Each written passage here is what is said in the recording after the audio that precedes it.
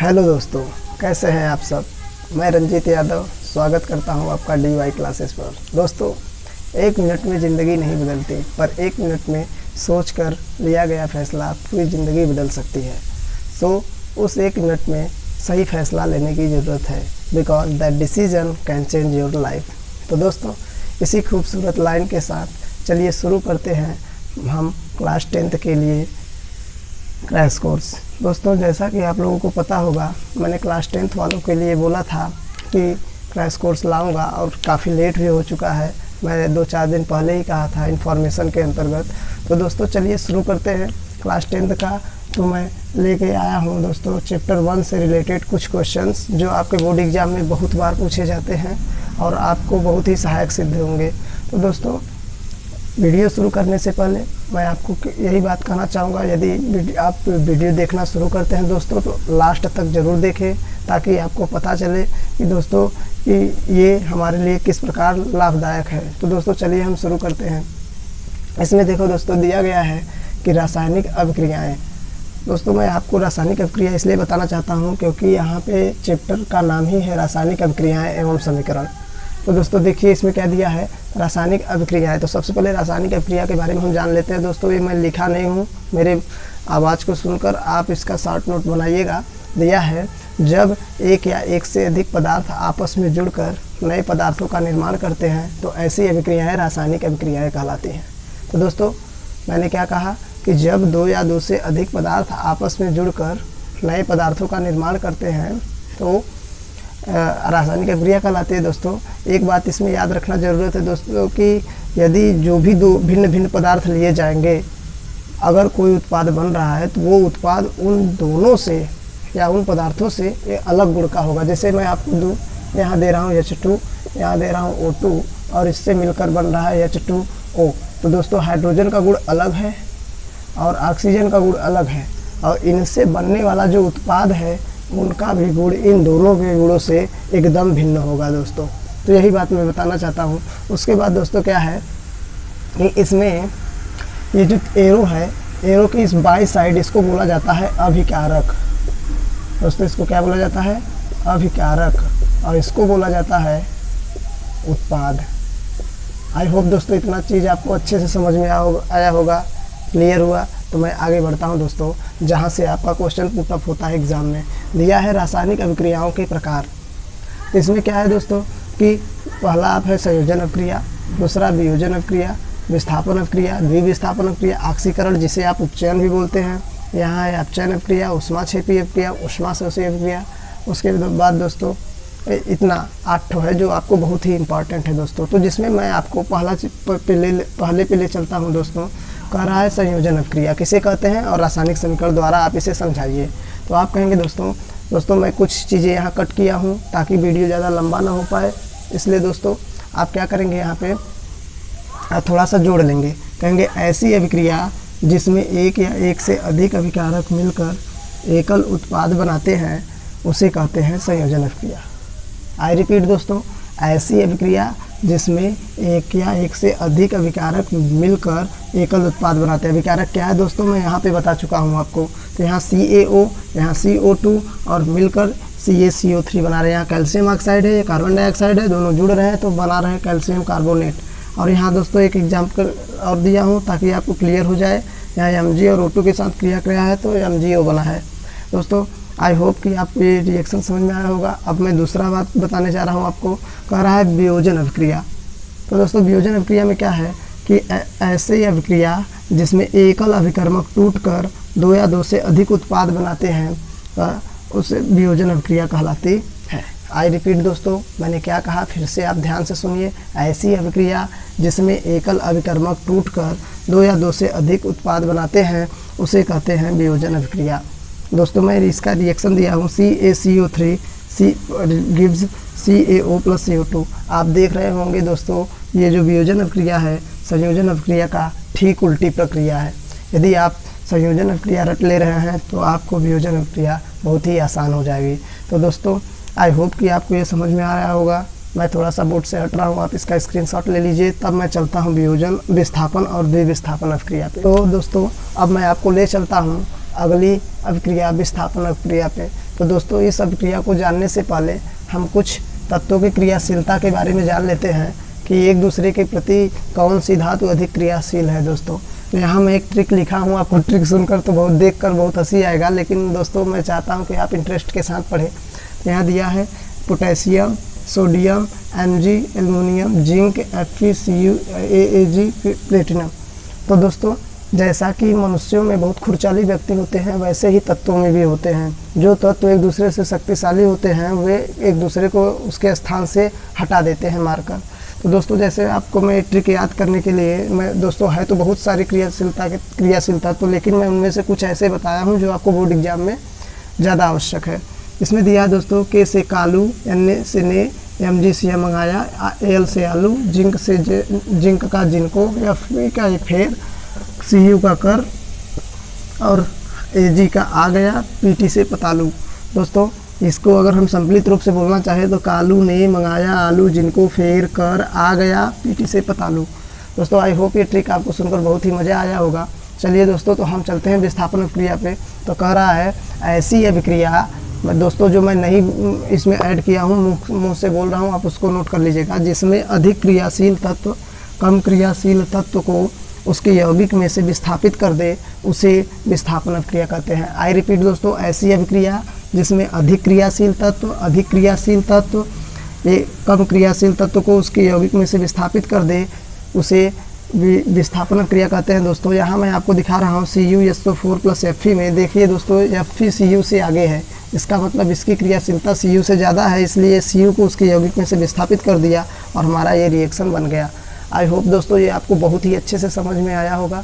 आप अच्छे से इसको पढ़िए, क्योंकि दोस्तों ये परिभाषा कभी कोई नहीं काट सकता जो मैं बता रहा हूँ। दोस्तों चलिए दोस्तों आप इसका स्क्रीनशॉट ले लीजिए, तब मैं आपको ले चलता हूँ द्विविस्थापन अभिक्रिया पे, ताकि ज़्यादा वीडियो लंबा न होने पाए। दोस्तों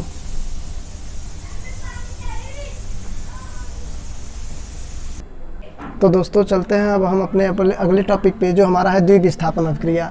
तो दोस्तों इसमें देखिए क्या दिया है कि ऐसी अभिक्रिया जिसमें अभिकारकों के बीच आयनों का आदान प्रदान होता है और दो नए यौगिक बनते हैं, द्विविस्थापन अभिक्रिया कहलाता है।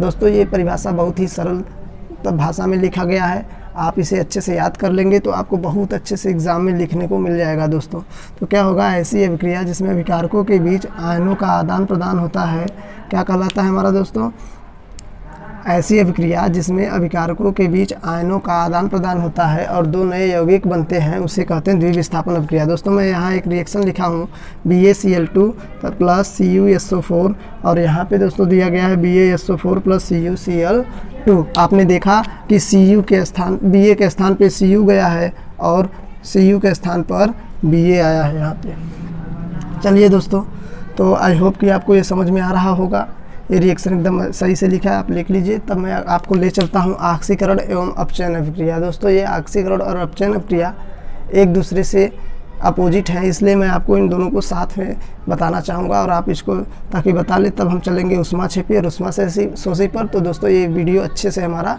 ख़त्म हो जाएगा। चलते हैं हम अपने अगले अभिक्रिया पर, ऑक्सीकरण और अपचयन वाले अभिक्रिया पे।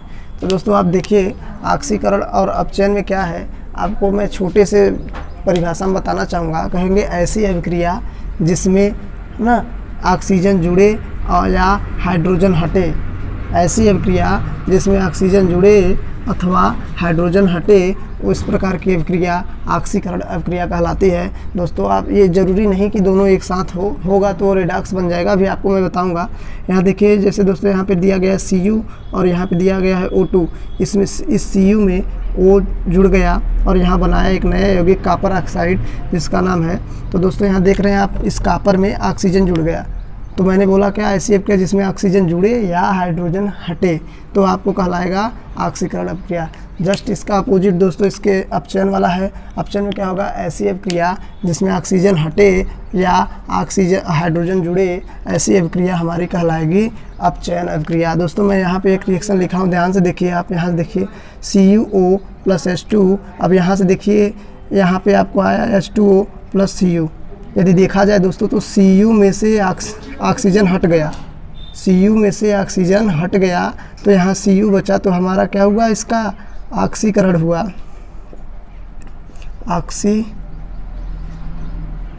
सॉरी दोस्तों, यहाँ ऑक्सीकरण नहीं, इसका अपचयन हुआ, इसमें से हट रहा है ना, तो यहाँ हुआ हमारा अपचयन। और इस हाइड्रोजन में यहाँ देखिए इसका O जुड़ गया, तो इसका हो रहा है ऑक्सीकरण, क्योंकि हम जानते हैं कि ऑक्सीजन जिसमें जुटेगा उसका ऑक्सीकरण होगा।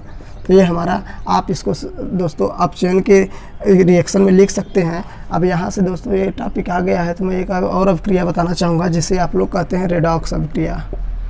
इसे क्या कहा जाता है? रेडॉक्स अभिक्रिया। दोस्तों रेडॉक्स अभिक्रिया में क्या होता है? रेडॉक्स अभिक्रिया में दोस्तों बोला जाता है कि ऐसी अभिक्रिया जिसमें ऑक्सीकरण एवं अपचयन अभिक्रियाएं दोनों एक साथ होती हैं उसे कहते हैं ऑक्सीकरण रेडॉक्स अभिक्रिया। रेडॉक्स अभिक्रिया में आप यही एग्जांपल लिख सकते हैं, CuO प्लस H2, यहाँ से आएगा आपका H2O प्लस Cu। दोस्तों यहाँ रेडॉक्स कैसे मिलकर बना है आप ध्यान से देखिए। अपचयन को बोलते हैं इंग्लिश में रिडक्शन, रेड प्लस ऑक्स मिलकर हुआ है, बना है दोस्तों रेडॉक्स। रेडॉक्स ऐसी अभिक्रिया जिसमें ऑक्सीडेशन यानी ऑक्सीकरण और अपचयन दोनों एक साथ हो, वो अभिक्रिया हमारी रेडॉक्स अभिक्रिया कहलाती है। आई होप दोस्तों आप ये समझ गए होंगे। आप इसका स्क्रीनशॉट लीजिए, तब मैं आपको लास्ट 2 अभिक्रियाएं बताता हूं जिससे आप बहुत अच्छे से कर पाएंगे। इसका स्क्रीनशॉट लीजिए। तो अब चलते हैं दोस्तों हम लोग अगली अभिक्रिया हमारा ऊष्माक्षेपी और ऊष्माशेषी पर। दोस्तों मैं यहाँ पे सुविधा के लिए लिख लिया हूँ, आपको ये रिएक्शन दिख नहीं रहा होगा तो मैं आपको ऊपर लिख दूंगा, इसका रिएक्शन मैं नीचे लिखा हूँ, तो आप पहले सुन लीजिए। दोस्तों कह रहा है ऊष्माक्षेपी अभिक्रिया, तो कह रहा है ऐसी अभिक्रिया जिसमें उत्पाद के साथ साथ ऊष्मा भी प्राप्त हो, ऊष्माक्षेपी अभिक्रिया कहलाती है।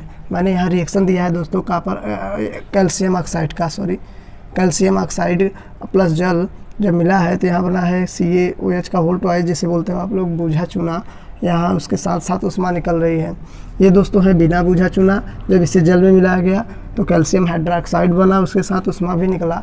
दोस्तों आपने कभी देखा होगा जब आप दिवाली पर बाज़ार से घरों की पुताई करने के लिए आप चूना खरीद कर लाते हैं तो बिना बूझा चूना होता है दोस्तों।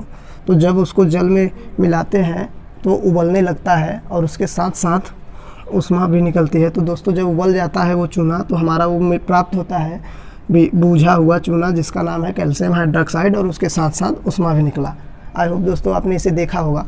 तो दोस्तों मैं यहाँ एक नोट पॉइंट में दिया हूँ जो बोर्ड एग्जाम में बहुत ही बार पूछ लेता है, कभी कभी बहुत इंपॉर्टेंट क्वेश्चन है। इसमें दिया है कि श्वसन एक ऊष्माक्षेपी अभिक्रिया है। दोस्तों जैसा कि हम लोग जो सांस लेते हैं ऊपर नीचे, तो उसमें भी यह एक प्रक्रिया जो है श्वसन, अगर एग्ज़ाम में 1 नंबर में पूछ दिया श्वसन अभिक्रिया किस प्रकार की अभिक्रिया है, आपको दे देगा। इसी में कई अभिक्रिया हैं तो आपको उसमें से ऊष्माक्षेपी अभिक्रिया को टिक करना है दोस्तों। अब इसमें दोस्तों दिया है हमारा, इसमें दिया है ऊष्माशोषी अभिक्रिया। ऊष्माशोषी अभिक्रिया कह रहा है इसमें दोस्तों कि वह ऐसी अभिक्रिया जिसमें उत्पाद के निर्माण के दौरान ऊष्मा ली जाती है, ऊष्माशोषी अभिक्रिया कहलाती है। यदि आपको उस अभिक्रिया को कराना होगा दोस्तों तो उसमें आपको ऊष्मा को देना पड़ेगा। तो ऐसी अभिक्रिया यानी जो ऐसी अभिक्रिया जो ऊष्मा सोख है, नाम से ही पता चल रहा है दोस्तों। तो आप उसका रिएक्शन यदि नहीं दिख रहा होगा दोस्तों तो मैं ऊपर लिख रहा हूँ, जैसे आपने देखा CaCO3, अगर मैं रिएक्शन लिख रहा हूँ इस पर इसे ऊष्मा दिया जाएगा।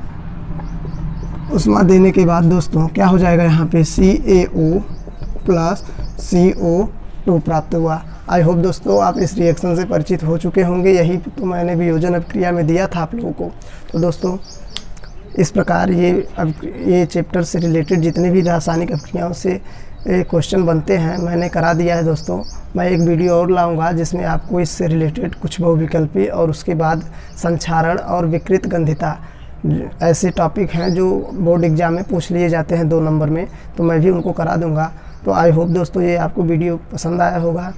दोस्तों आप अच्छे से पढ़ाई करिए और ज़्यादा से ज़्यादा इस वीडियो को शेयर करें ताकि उन बच्चों तक ये वीडियो पहुंच पाए जो पढ़ाई करना चाहते हैं। दोस्तों मेरा एक ही उद्देश्य है कि आप लोगों को आसान शब्दों में और आसान भाषा में कुछ परिभाषा को समझा पाऊँ ताकि आपके एग्ज़ाम में अच्छे से अच्छे नंबर उठ सके। तो दोस्तों तब तक के लिए मिलते हैं नेक्स्ट वीडियो में। पढ़ाई करते रहें। All the best.